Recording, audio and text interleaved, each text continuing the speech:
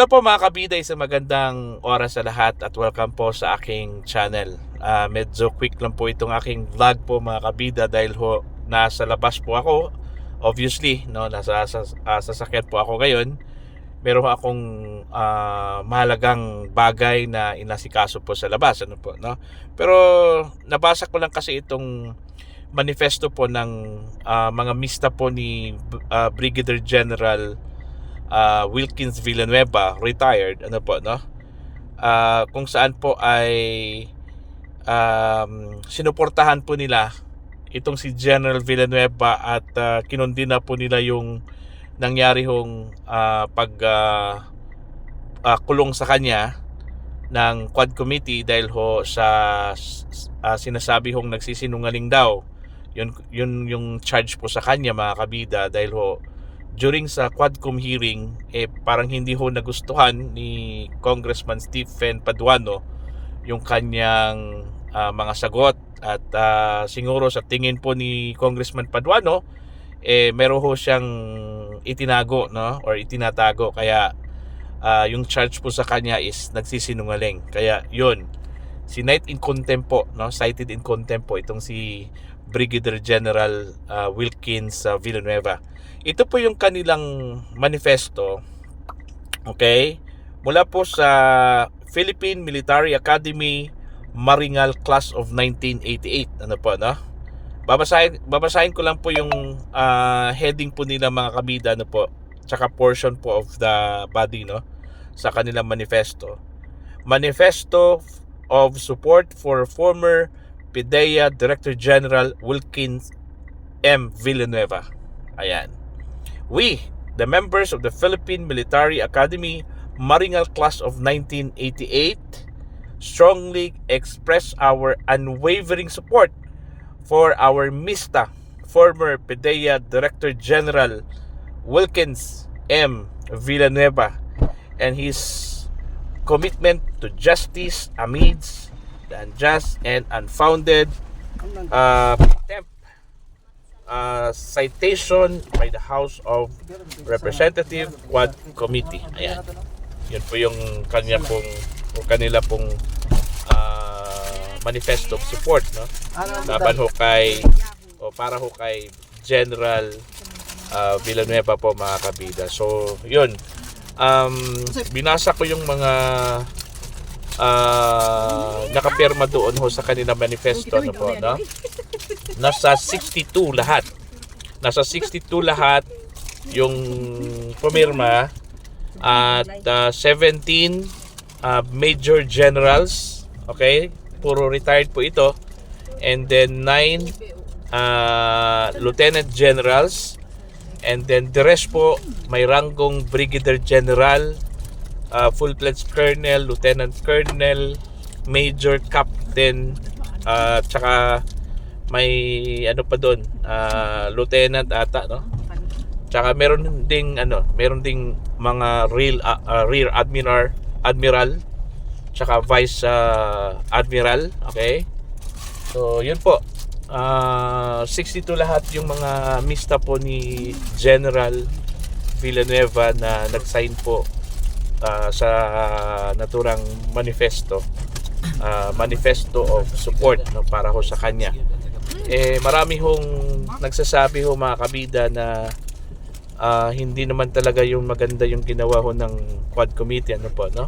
Lalong-lalo na po yung pag-move ho ni Congressman Stephen Paduano na sinight in contempt po niya itong si General Villanueva dahil lang po sa tingin ho niya, siguro feeling lang siguro niya, no, na nagsisinungaling po itong si General Villanueva, kaya yun nangyari at grabe yung reaction po ng mga tao, yung feedback po mula sa military community, mula sa PNP at maging sa mga opisyal po ng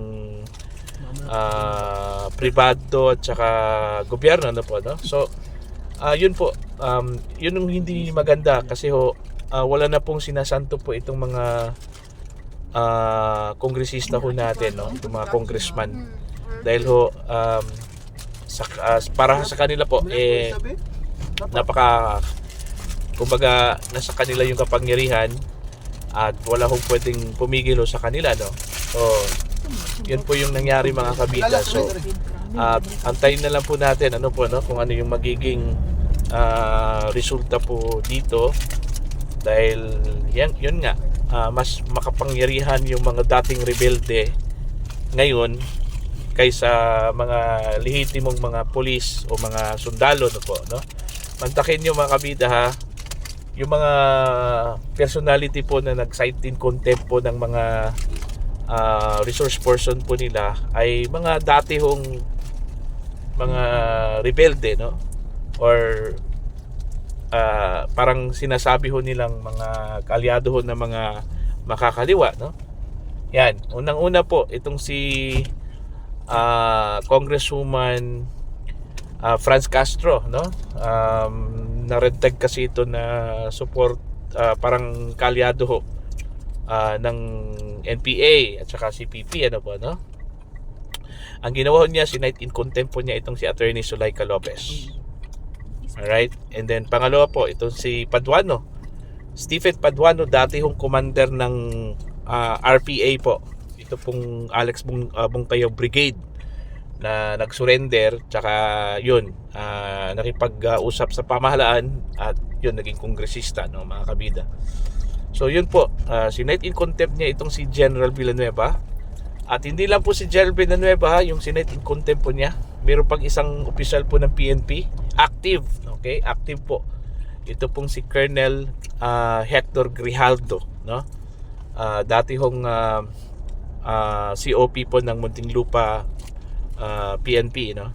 So sinight in contempt po ito at habang pinaghahanap po itong si Grijaldo, mga kabida, napag-alaman po na nasa hospital pala kasi mayroong shoulder operation, no? So nung nalaman po ng mga tauhan po ng House of Representatives ito pong si Grijaldo na sa loob ng hospital, pumunta yung mga tauhan po ng HOR doon at pinilit hong kinuha po itong si Grijaldo while recuperating po, no? Ibig sabihin, habang pong nagpapagaling po siya sa loob ho ng hospital, dinala ho si Grijaldo doon ho sa detention cell ng HOR. Kahit na po na nakiusap po ito nga kung maaari sana hospital arrest na lang po, no, itong si Grijaldo, pero hindi ho pumayag yung mga arresting officers mula sa HOR. Yun, dinala at kinulong doon ho sa detention cell ng House of Representatives. So yun yung nagpainit ho ng ulo ni Senator Pato de la Rosa, dahil ho doon parang binaboy na raw ng mga kongresista ito pong mga pulis, no, itong mga opisyal ng pulis, kung sa tingin ho nila parang pag hindi nila gusto yung mga sagot at hindi ho nila taste yung mga sagot po ng kanila hong mga resource person, yun, inaabuso nila yung kanilang kapangyarihan po na to cite in contempt, no? So yun na po, para sa mga comment po ninyo mga kabida, you can comment down. At sa mga hindi pa po subscribers sa aking channel, please do subscribe. Just click the subscribe button and then click also the notification bell para updated po kayo mga kabida sa aking mga uploads. Maraming salamat po sa lahat. God bless.